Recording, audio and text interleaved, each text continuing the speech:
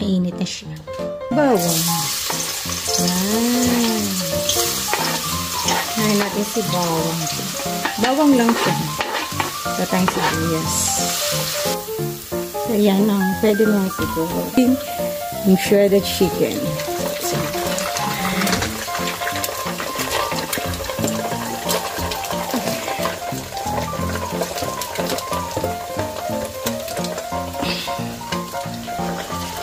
siya ng olive oil.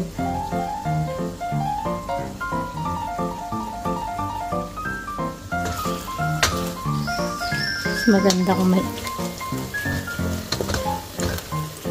yun yung mga oil. At ilagyan na natin ng mga paminta. Tansya-tansya na lang ako dito.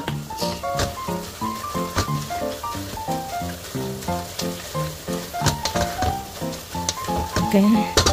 Lagyan natin ng asin. Although halbos na ito, diba? Konting asin.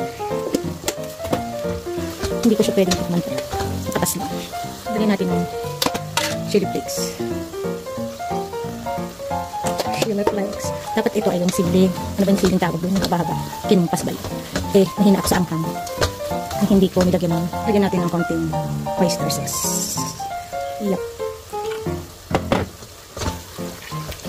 Lagyan natin ng konting toyo. Ang kulay ba?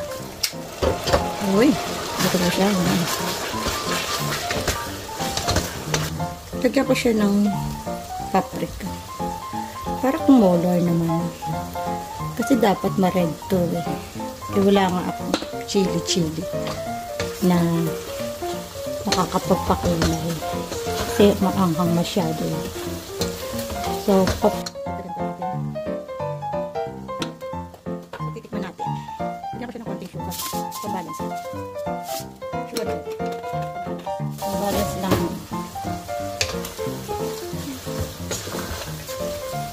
Ba, gumanda ang color. Nandun ko lang kung kakain ng alaga. Okay na to.